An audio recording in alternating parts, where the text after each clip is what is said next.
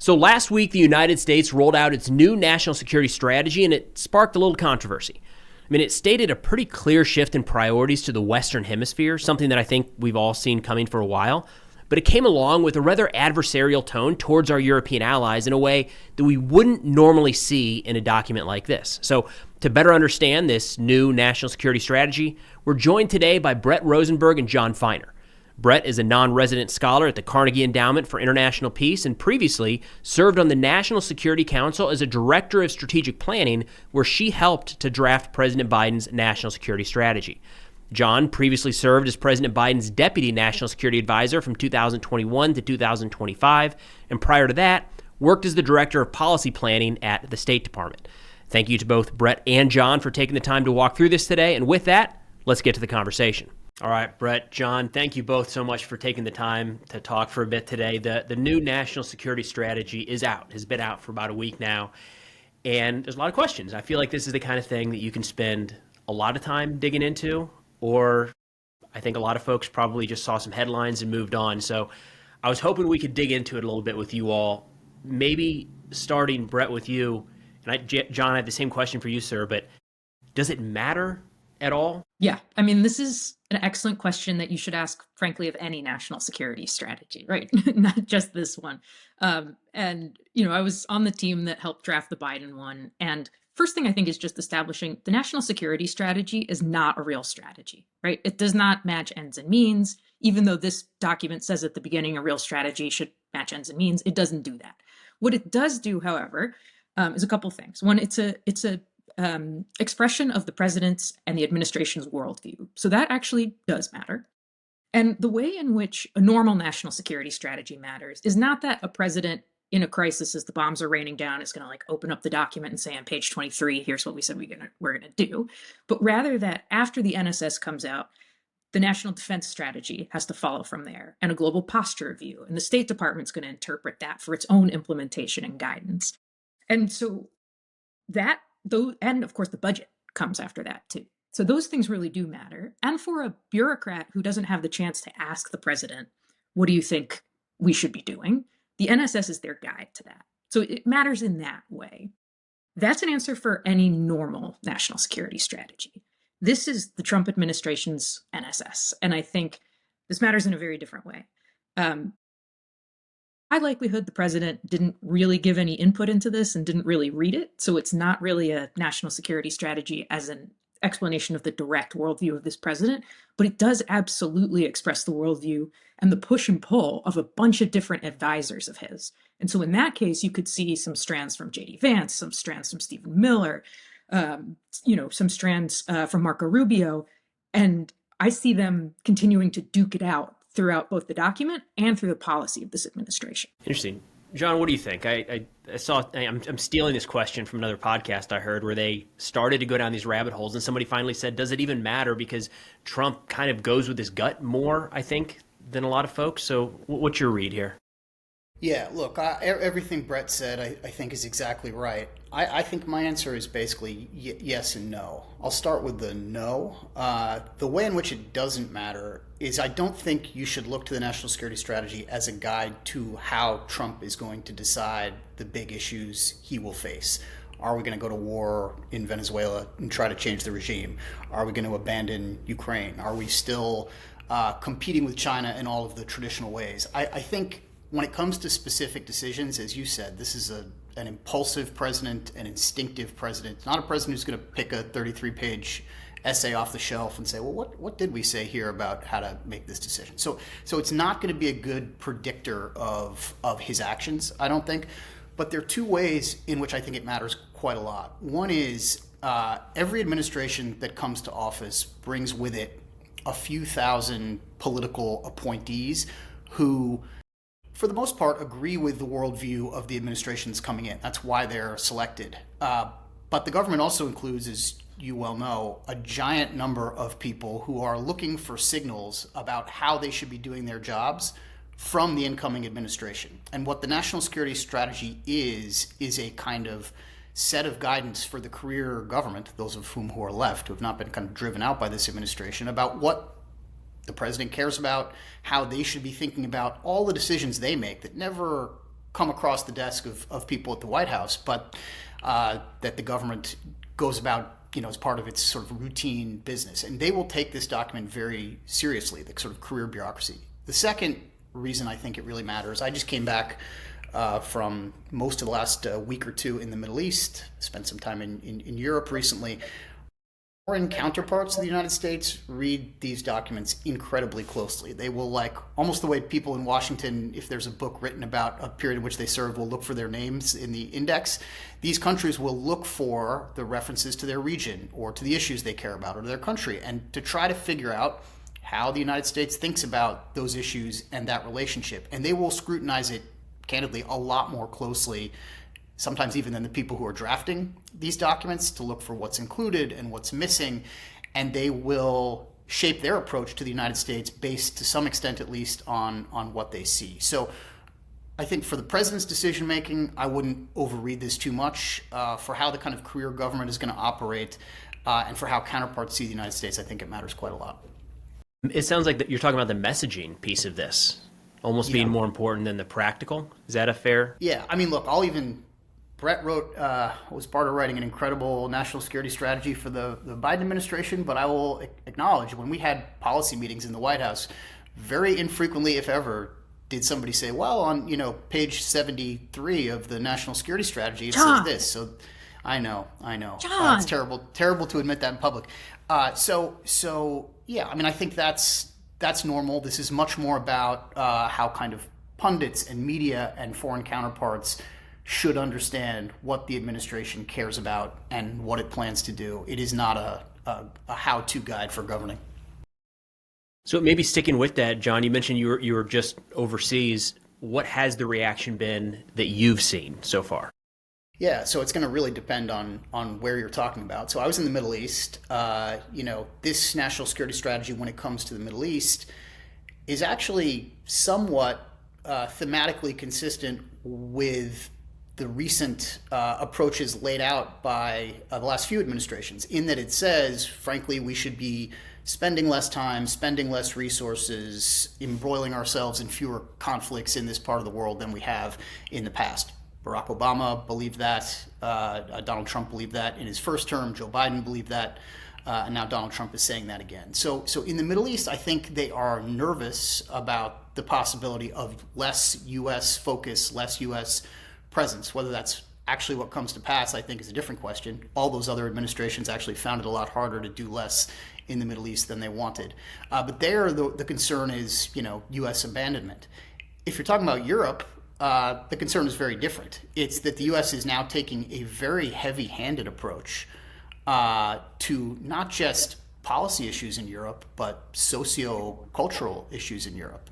The sort of tagline phrase in the document about Europe is civilizational erasure, which is not a policy concept. It's a cultural concept. They believe that Europe is losing its way, losing its historical culture that they like, because they have allowed too many immigrants from other places to come into Europe. By the way, they believe this about the United States too, and have been quite clear about that. So in Europe, they're less concerned about neglect than they are about interference and intervention in many ways. Although they are worried about neglect when it comes to U.S. military presence in Europe, which the document also says there will be less of. So, you could go region by region, but each region is going to have a different reaction based on what the document actually says. I think one of the most interesting reactions that I've seen, I think a lot of the capitals haven't given sort of formal rebukes of what they disagree with, because they've learned that doesn't always end up well for them. Trump usually retaliates. But Moscow has actually come out and said that the NSS is largely consistent with its vision, which I think is a pretty interesting one. Hate to see that, yeah. It almost makes you wonder if they're trying to undermine it by endorsing it. Yeah, totally. In that way. I know, it's frustrating when they do that. You don't know, do they mean this? Or do they just want people to think we mean this, and then it turns into this? If they would just be a little more clear. Is there anything, Brett, from your perspective, that really stood out this time in this NSS prior to not just the one prior, but just historically?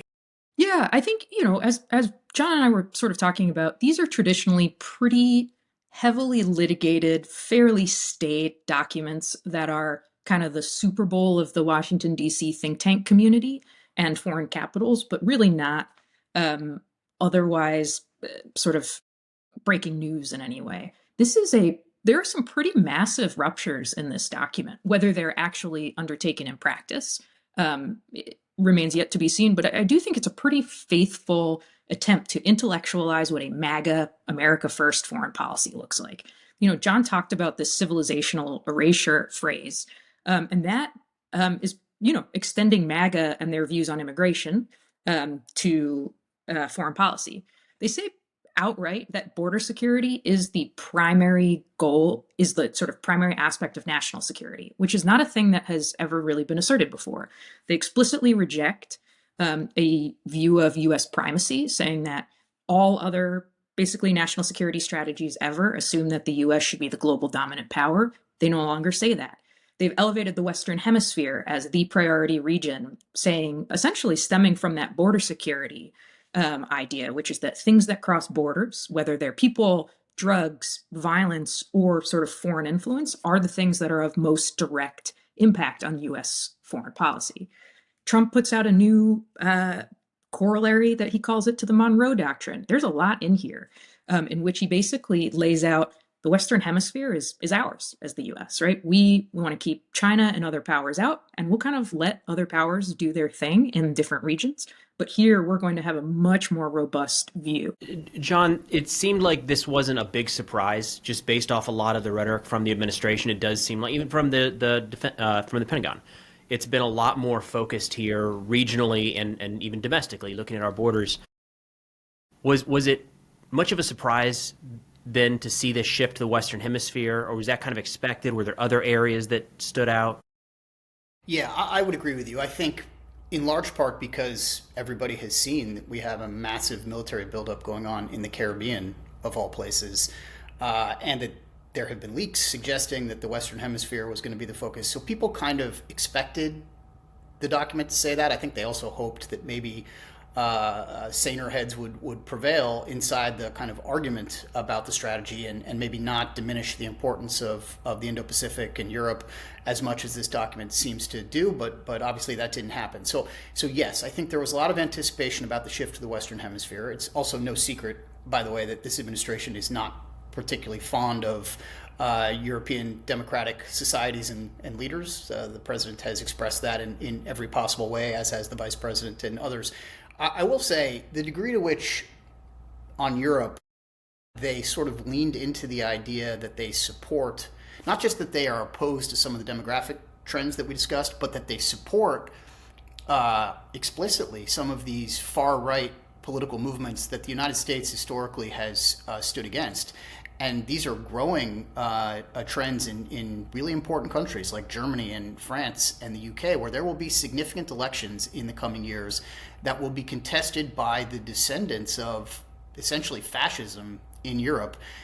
And what this administration has kind of signaled, it refers to them as patriotic parties of Europe that the U.S. likes. What they've signaled in this document is that not only are they going to accept and treat as sort of a normal these movements that are quite extreme, but that they are going to actually support them when they contest these elections in the way that Elon Musk and J.D. Vance sort of did already in Germany earlier this year when the AfD, the far-right party in Germany, achieved its highest ever level of support in a German election. It didn't win, but there's no reason to be confident that it might not win the next time, and the U.S. has kind of said it's going to put its full backing. So I was a bit surprised at how open and explicit they were about that, even though, it's obvious that they do actually like these guys. But no, overall, I don't think the document was surprising. I think there was some hope that it might be better than expected, and ultimately it was not.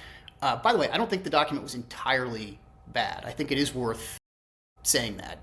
There is a lot of good language about kind of vital interests of the United States that are laid out at the beginning. There's some really good language on economic security, the importance of supply chains, to sort of winning the future when it comes to critical and emerging technologies. I think they have some good language about redeeming the U.S.-India relationship, which they have badly mismanaged up until now. I mean, this is not an F- document, but obviously you can hear from both of us, we've got a lot of concerns about what's in there. To be fair, I think that's what's going to happen in any document like this, is people are going to point out what they disagree with. But John, I like the I like the optimism there, so let's go to that. Either one of you, are there any through lines in this NSS from the previous one to where it's something that's continuing, maybe in a positive direction? Well, I think, what's interesting, reading this document is a little trippy sometimes because, as we've talked about, there are some pretty wild paragraphs that I think we both certainly vehemently disagree with, around basically supporting some of these white nationalist parties. But if you read the Indo-Pacific section, certain paragraphs, actually a lot of it reads like it was out of the Biden NSS, right? It's supporting a free and open Indo-Pacific, making sure that we deter conflict, very standard language on Taiwan, which actually that was a question for a while, was whether they would try and break some news there on Taiwan, which they didn't. And actually they talk about working with our allies and partners to use our economic might to basically shape a global economy that works. And so those types of things I think are actually very, very consistent. What's jarring is having that juxtaposed, I think, with some truly wild paragraphs. I would add, I agree with what Brett said, and I think the language on Taiwan is fine. The challenge, though, is do you have any confidence that it's going to actually hold? And, I think we have every reason to believe, based on how this administration has treated the U.S.-China relationship up till now, that whatever this document says about Taiwan may end up not being what the actual policy approach is. We may find that out sooner rather than later. I think there are going to be a number of meetings between the president and Xi Jinping this year. This administration's approach to those meetings seems to be figure out what we need to give away to the Chinese to make sure that those meetings go positively from everyone's perspective. And Taiwan has not yet been a significant aspect of the agenda of the first meeting that President Trump had with Xi Jinping, but I think there's a lot of concern that policy could evolve in the subsequent meetings. I'll tell you one other thing that I think is quite good in the document, but that I'm very skeptical is going to hold, which is they have this, and this is a through line back to the first Trump administration, what they call a predisposition to non-interventionism. Basically, like, we're not going to go around the world mucking around in countries' internal affairs militarily, I think is what it's implied, but also otherwise. Then again, this administration has already bombed the Iran nuclear program, which I think if you were coming into the Trump second term, you would have believed was very unlikely to be the case, given President Trump's general aversion to the use of force. And they seem to be preparing a regime change war in Venezuela. So how far exactly this predisposition to non-interventionism applies, I think, is really in doubt. By the way, you could argue that telling the Europeans the way they're managing their societies is also a bit of U.S. intervention in their internal affairs. So I like the idea. I'm not sure I like the application all that much. I feel like that's just a political layup for anybody at this point, is to say we're not going to be interventionist because no American voters like, we need more of, right? So just say it, and then you can just do whatever you want. It kind of seems like the theme for quite a while here. John, you mentioned the or maybe it was, one of the two of you, maybe both, talked about the kind of promoting some of the political parties in Europe. Is that something we've seen traditionally in an NSS, or is that a little bit kind of uncharted territory? I think I was the one that yeah, go for it.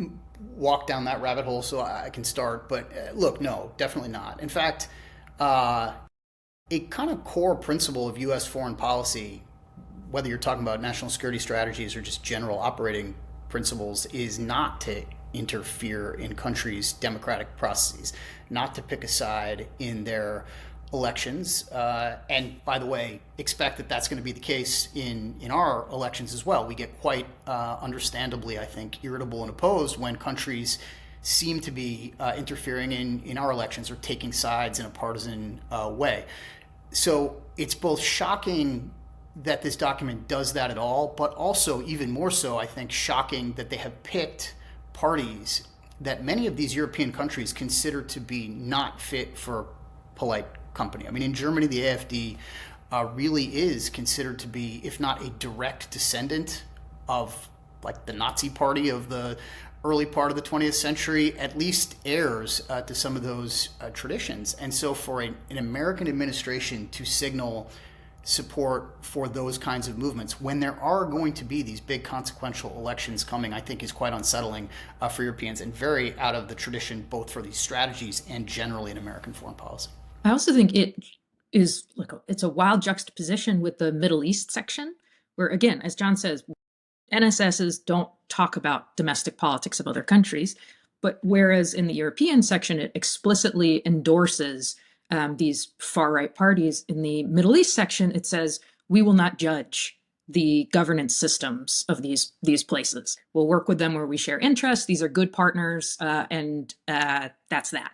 So it's a pretty sharp distinction that they've made between our sort of democratic counterparts, where they're really excoriating them, and our non-democratic partners that we frequently work with. Yeah. I saw some commentary a couple days ago about the classified version being briefed. Is there, kind of an impossible question to answer here, but are we talking about something entirely different? Or is the classified version pretty similar, just maybe a little more details?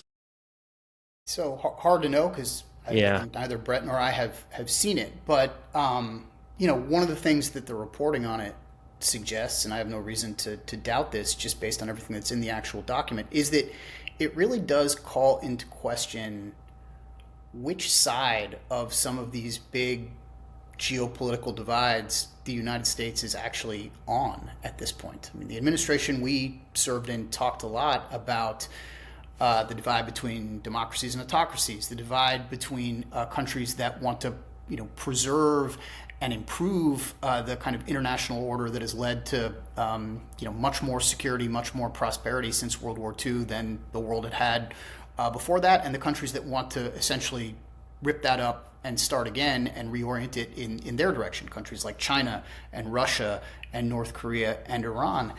And, this document, even in the unclassified version, has nothing particularly bad to say about Russia or China, for that matter. It acknowledges we're in an economic competition with China. It says on Russia that basically we want a strategically stable relationship with them.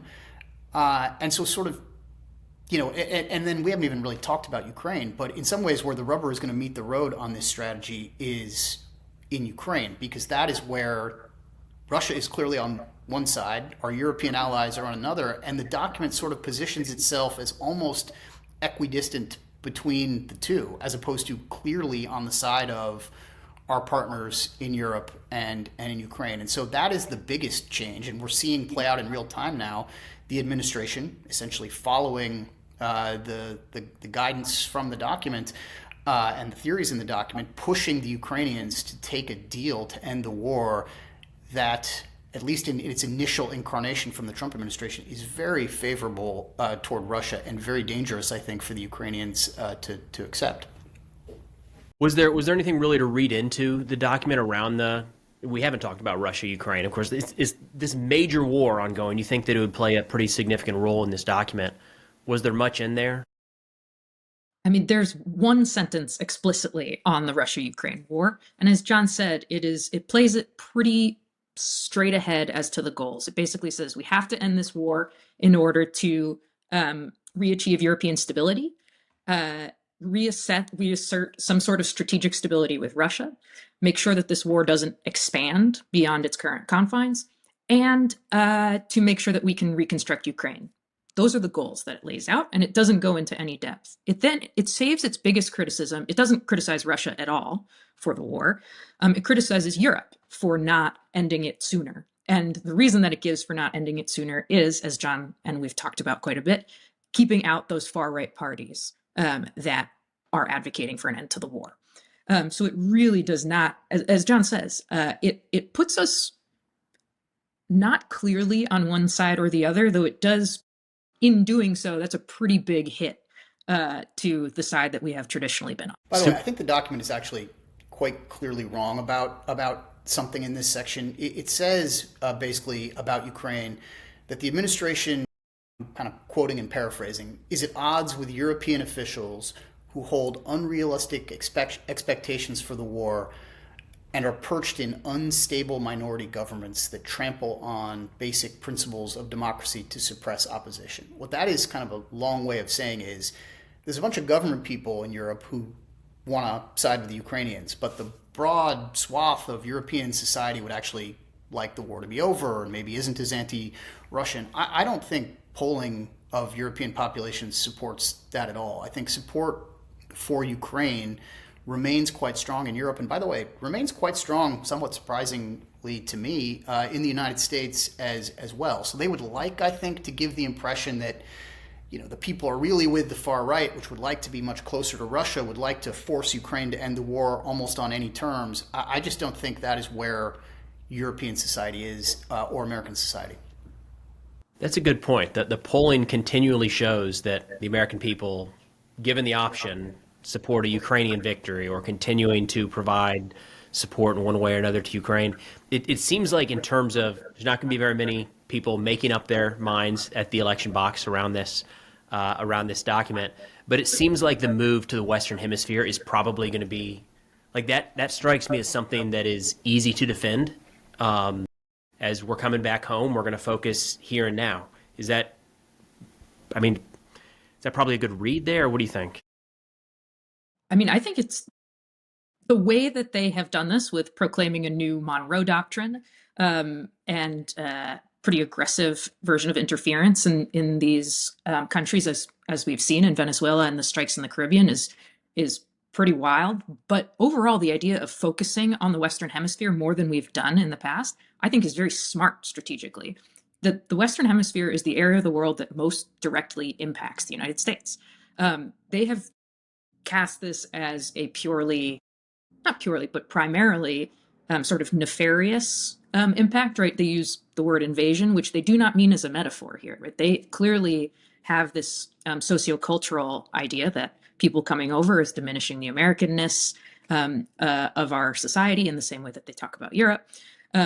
But they also talk about the Western Hemisphere as a place of potential commercial and financial excitement and prospect. I wish they did that more. But again, I think focusing on the Western Hemisphere and elevating it as a region of priority actually makes a lot of strategic sense. I just take issue with the way that they're going about it. Makes sense. Okay. The last piece here around funding. How much funding is directly flowing from this? I mean, is this going from like, here's the document, and all of a sudden the budget requests line up directly with this? Like, are we going to, again, I can see a shift towards U.S. Southern Command, right? Maybe away from CENTCOM in the military sense. Is there anywhere else that might actually play out? So I think it's actually probably not a bad guide to what you will see in budget requests made by the administration. But here's where Congress also has a say. What Congress actually passes is not going to be a direct one-for-one replication of the budget request. And I think there is going to be a lot of concern in Congress if what is sent up looks like too much diminishing, for example, of military force posture in the Indo-Pacific, for which there is a lot of support in our Congress, if it starts to signal diminished support for NATO from a military perspective, which has a lot more support in Congress than it does in this administration on a bipartisan basis. I think Congress will accept that this administration wants to prioritize increasing force posture in and maybe even economic support to countries in the Western Hemisphere, and probably will reflect that in what it actually passes. But some of these other areas, I suspect they will push back, if not publicly and explicitly through the kind of bureaucratic workings of the budget. And what will come back to the president's desk may not look exactly like the priorities represented here, but we'll see. He's also done a pretty good job of shaping the entire Republican side of the Congress to his will, and they are very reluctant to oppose him. This might be one area where they do. Interesting. All right, we'll keep an eye on it. Brett, John, thank you so much for taking the time to run through this, kind of a eye-opening to see a little behind the scenes on how this is all done. So really appreciate it. Thanks so much. So thank you again to John and Brett for taking the time to walk through this today. Pretty cool to be able to ask questions of these folks that, they had a direct hand in drafting the last national security strategy. So to get their take specifically on what's different, what stands out, what's important, what's not, is pretty unique, and really grateful for both of them for taking the time. But that's all we got for now. Thanks for watching, and I'll see y'all next time.